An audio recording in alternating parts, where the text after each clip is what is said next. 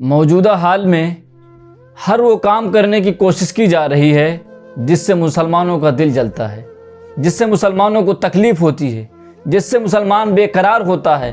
ہر وہ کام اس دور میں کرنے کی کوشش کی جا رہی ہے۔ کبھی اسلامی شریعت پر انگلی اٹھاتے ہیں، کبھی 3 طلاق کا مسئلہ ہوتا ہے، کبھی کوئی مسئلہ ہوتا ہے، لیکن فی الحال جو مسئلہ ہے وہ اذان کا مسئلہ ہے۔ لوگ سوچتے ہیں کہ ہم اذان بند کروا دیں گے، اگر اذان بند کروا دیں گے تو نماز بند ہو جائے گی۔ وہ ان کی بہت بڑی غلط فہمی ہے کہ اذان بند ہو جائے گی اور نماز بند ہو جائے گی۔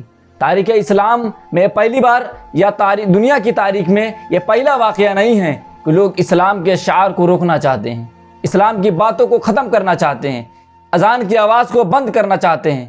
ایسا کبھی نہیں ہوا ہے۔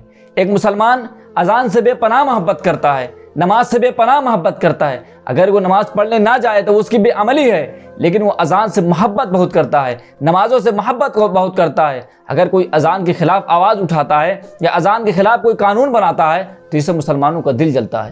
مسلمان اذان سے کتنی محبت کرتے ہیں آپ تاریخ کے اس واقعے سے ملاحظہ فرمائیں۔ دنیا اسلام کی تاریخ کی وہ ایک انوکھی اذان جس کو مکمل کرنے کے لیے 22 مسلمانوں نے اپنی جانیں قربان کی، یعنی کہ اس اذان کو 22 شہادتوں کا درجہ حاصل ہے۔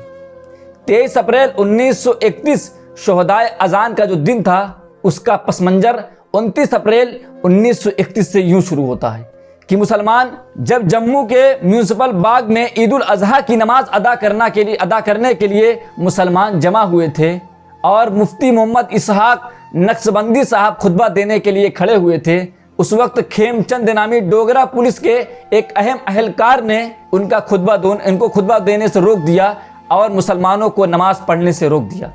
اس واقعے سے کشمیر کے مسلمانوں میں بڑا ولولہ پیدا ہو گیا، وہ بڑے پریشان ہوئے، ان کو بہت تکلیف ہوئی اور ایک میدان میں تمام مسلمان جمع ہو کر کے ڈوگرا کے خلاف مظاہرہ کرنے لگے۔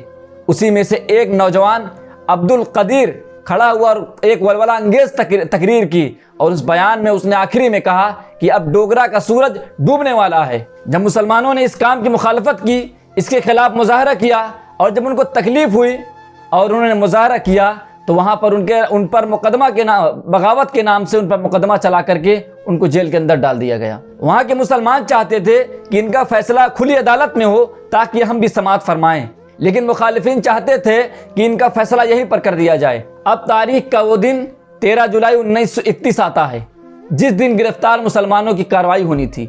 سری نگر کے جیل ہی میں کارروائی ہو رہی تھی، گرمی تھی، جولائی کی سخت گرمی تھی، پرواہ نہ کرتے ہوئے لاکھوں مسلمان جیل کے باہر کھڑے تھے۔ کارروائی کا منظر اور فیصلہ دیکھنے کے لیے لاکھوں مسلمان باہر بیٹھے ہوئے تھے۔ اسی درمیان ظہر کا وقت ہو جاتا ہے۔ مسلمانوں نے نماز پڑھنے کے لیے اپنی صفیں درست کرنی شروع کر دی۔ اسی میں سے ایک توحید کا متوالا سری نگر کی جامع مسجد میں اذان دینے کے لیے کھڑا ہوتا ہے۔ جیسے ہی اللہ اکبر کہتا ہے ساتھ میں ہی گولی چلنے کی آواز سنائی دیتی ہے، یعنی جیسے ہی اس نے اللہ اکبر کہا کسی نے گولی چلا دی، اور توحید کا پہلا متوالا اذان کا ایک الفاظ کہہ کر کے وہ بندہ شہید ہو جاتا ہے۔ مگر شمع توحید کے پروانے، لیکن اللہ کے بندے اس اذان کو نامکمل کیسے رہنے دیتے؟ اسی بھیڑ میں سے، اسی مجمع سے دوسرا توحید کا متوالا اٹھتا ہے اور وہ بھی اللہ اکبر کہتا ہے، اور اسی کے ساتھ دوسری گولی چلتی ہے، دوسرے جملے کے ساتھ وہ مؤذن بھی شہید ہو جاتا ہے۔ مگر توحید کے متوالے اس جوشیلے ہجوم میں سے کسی کو یہ بات برداشت نہ تھی کہ جس نماز کی نیت ہم نے کر لی ہے اس اذان کو نامکمل چھوڑ دیا جائے۔ اس اذان کے بھی 2 الفاظ کہے گئے تھے، 2 نوجوان شہید ہو چکے تھے۔